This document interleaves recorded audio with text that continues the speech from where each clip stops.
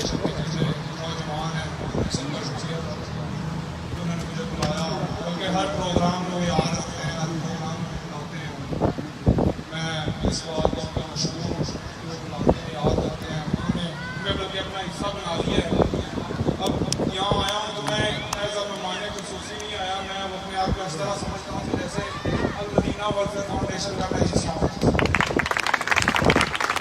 ایک سال پہلے چند 2-3 بھائی ندیم آئے تھے اور ایک بھائی آئے تھے، انہوں نے آ کے ہمیں کہا تھا کہ کیمپ لگانا ہے، میڈیکل کیمپ لگانا ہے، تو آپ اکیلے آئیں، آپ نے شرکت کرنی ہے ہمارے ساتھ. اس کیمپ سے لے کے اللہ نے اس کیمپ میں طاقت دی ہمیں، ہم نے اس کیمپ کو بڑا کیا، وہ کیمپ بڑا ہوا، تب ہم سب اکٹھے ہوئے. وہاں سے لے کے آج تک الحمدللہ جو بھی انہوں نے کاوش کی ہے، جہاں پہ انہوں نے ہمیں یاد کیا ہم پہنچے ہیں، یہاں پہ انہوں نے ہمیں کہا ہے کہ یہاں پہ کسی چیز کی ضرورت ہے ہم نے دی ہے، آئندہ بھی انشاءاللہ دیتے رہیں گے.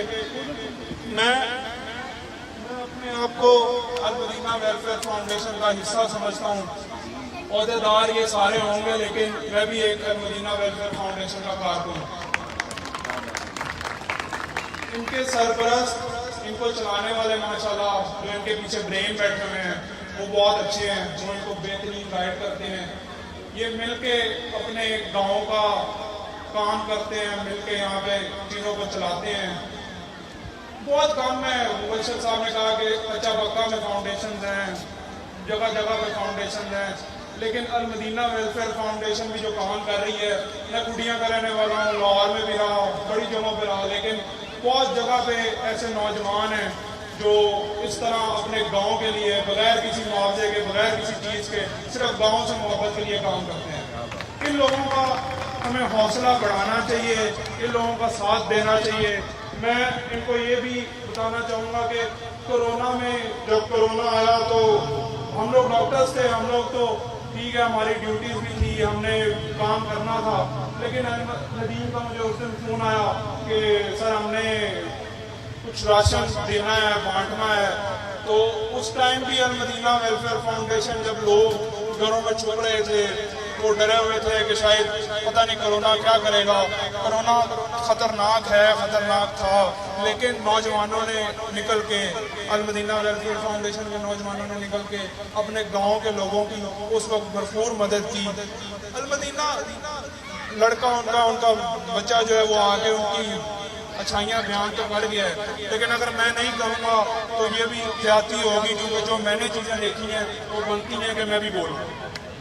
تو میں ان سب کا بہت شکر گزار ہوں، اور میں ان سے یہ کہوں گا کہ صرف ڈینگشا میں نہیں، انشاءاللہ وہ پہلا میڈیکل کیمپ تھا ہمارا جب ان لوگوں نے آئے، میرے بھی زندگی کا وہ پہلا میڈیکل کیمپ تھا. ہم بھی گھبرائے ہوئے تھے کہ پتہ نہیں کیا ہوگا، کتنے لوگ آئیں گے، کیا ہوگا، لیکن انہوں نے اس ٹائم اتنی اچھی انتظامیہ کی، اتنا اچھا انہوں نے اس کو مینیج کیا کہ وہ میرے خیال میں علاقے کا شاید سب سے بہترین نہیں کہوں تو ایک بہت اچھا کیمپ تھا.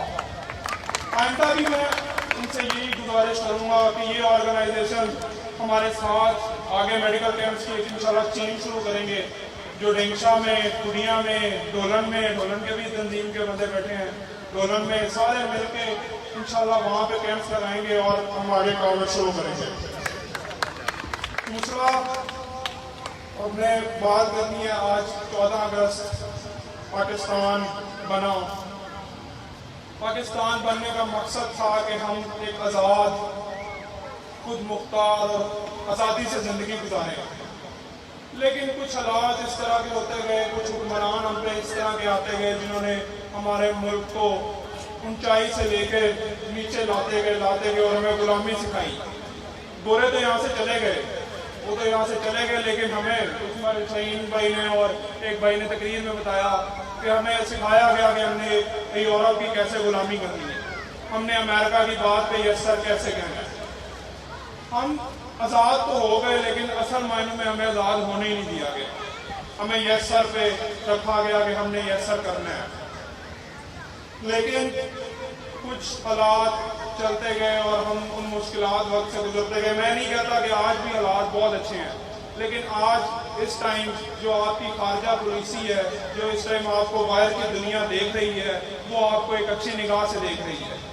ٹھیک ہے آپ کی اکانومی کے حالات مشکل ہوں گے، ٹھیک ہے یہاں پہ غربت بڑی ہے، ٹھیک ہے یہاں پہ مشکل حالات ہیں، لیکن اس ٹائم پاکستان کی دنیا میں جو عزت ہے اس میں اضافہ ضرور ہوا ہے. لوگ اس ٹائم آپ دیکھتے ہیں آپ ایک واحد ایٹمی پاور ہیں، مسلمانوں کی واحد ایٹمی پاور ہیں. اگر ہم نیگیٹو چیزوں پہ باتیں کرتے رہیں گے تو نیگیٹو چیزیں بھی بہت ہیں. میں مایوسی پھیلاؤں اور میں بھی کہوں کہ جی ٹھیک ہے ملک بہت خراب حالت میں اور یہ ہے تو وہ ہے وہ نکل ہے، لیکن ملک میں اچھا بھی بہت ہے. اس ٹائم آپ دیکھیں ایک عمران خان جاتا ہے UN کی اسپیچ میں جاتا ہے، وہاں پہ جا کے آج تک کتنے ملکوں نے ہماری تقریر سنی تھی؟ یونائٹڈ نیشن کی تقریر جو جا کے ہمارا پرائم منسٹر کرتا تھا وہ کتنے ملک سنتے تھے؟ خالی ہوتی تھی اسمبلی پوری اور ہمارا وزیر اعظم پڑھ کے تقریر کر رہا ہوتا تھا اور وہاں سے واپس آ جاتا تھا. لیکن ایک عمران خان جاتا ہے وہ صرف پاکستان پہ بات نہیں کرتا، وہ اتنی طاقت رکھتا ہے، وہ 4 نکات پہ بات کرتا ہے. وہ سب سے پہلے اسلام پہ بات کرتا ہے کہ میرا اسلام کیا ہے. ہمارے پرانے جو لیڈر تھے، جس میں ہمارے پرانے وزیر اعظم تھے، جو پرانے جتنے بھی لیڈر تھے، جب امریکہ اور دنیا کی بڑی طاقتیں آئیں انہوں نے اسلام کو کہا جی کہ اسلام دہشت گردی کا دین ہے. انہوں نے اس چیز کو لیا، کچھ نے پینٹ کوٹ اور ٹائی پہن کے دکھایا جی کہ ہم ماڈرن مسلمان ہیں، اور کچھ نے دکھایا جی کہ ہم جو ہیں جو شلواریں قمیضیں اور دوسرے پہنتے تھے ان کو دہشت گرد مسلمان قرار دے دیا. عمران خان نے وہاں جا کے بتایا جی کہ کوئی 2 اسلام نہیں ہے، اسلام صرف ایک ہے. اسلام جو میرے نبی حضرت محمد صلی اللہ علیہ وسلم کا اسلام ہے، جو اسلام ہمیں بتاتا ہے کہ دہشت گردی اسلام کا کوئی تعلق نہیں ہے. اسلامو فوبیا سے ڈرایا گیا لوگوں کو. میں اس لیے کہتا ہوں کہ اسلام کا تعلق بہترین دین اور بہترین انسان سے ہے. دہشت گرد جو ہے نہ وہ دین سے ہے، نہ اس کا کوئی تعلق ہے، اور نہ اس کا کوئی پاکستان سے تعلق ہے. باقی کشمیر کی بات جو ہے، کشمیر جو ہے وہ نہ انڈیا ہم سے چھین سکا ہے آج تک اور نہ چھین سکے گا. وہ جتنی مرضی اپنی کوششیں کرتے رہیں، جتنی مرضی کاوشیں کرتے رہیں، کشمیر ہمارا تھا، کشمیر ہمارا ہے، کیونکہ ان لوگوں کے دل ہمارے ساتھ ہیں. میں سعودیہ گیا تو وہاں پہ خانہ کعبہ کے جب نماز ہونے لگتی ہے تو صفیں بنتی ہیں، تو صفیں بنتی تھی تو اکثر مقبوضہ کشمیر کے لوگ وہاں آئے ہوتے تھے. تو اس سے سیاسی شوق بھی تھا اور ان سے سوال کرنے شروع کر دیتے تھے کہ جناب کیسے حالات ہیں کشمیر کے، تو کیا آپ لوگ کیا سوچتے ہیں. تو جتنے بھی لوگ بیٹھتے تھے، مجھے آج بھی یاد ہے وہاں پہ ایک انسپیکٹر صاحب تھے مقبوضہ کشمیر کے، انہوں نے مجھے بتایا کہ وہاں کے حالات بہت برے ہیں.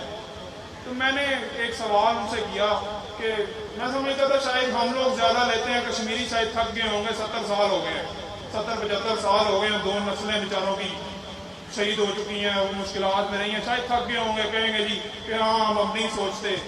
لیکن اس بندے نے مجھے یہ جواب دیا، میں نے کہا آپ اگر یہ نہیں کرتے تو آپ یہ کر لیں کہ کشمیر جو ہے آپ آزاد ریاست لے لیں. مطلب اگر آپ کو آپشن ملتی ہے کہ آزاد ریاست کشمیر، انڈیا سے بھی نہیں اور پاکستان سے بھی نہیں. تو اس نے مجھے بڑا اچھا جواب دیا، خانہ کعبہ ہمارے سامنے تھا، تو اس نے مجھے جواب دیا کہ ڈاکٹر صاحب ہماری زندگی اور ہماری موت پاکستان کے ساتھ ہے، ہمیں آزاد کشمیر نہیں چاہیے، ہمیں پاکستان کے ساتھ کشمیر چاہیے. اسی طرح ایک ویٹر تھا، اس نے بھی جب شلوارے قمیضیں پہنتے ہیں نا آپ کو سعودیہ میں پتہ چل جاتا ہے کہ یہ پاکستانی ہے، باقی کوئی نہیں پہنتا.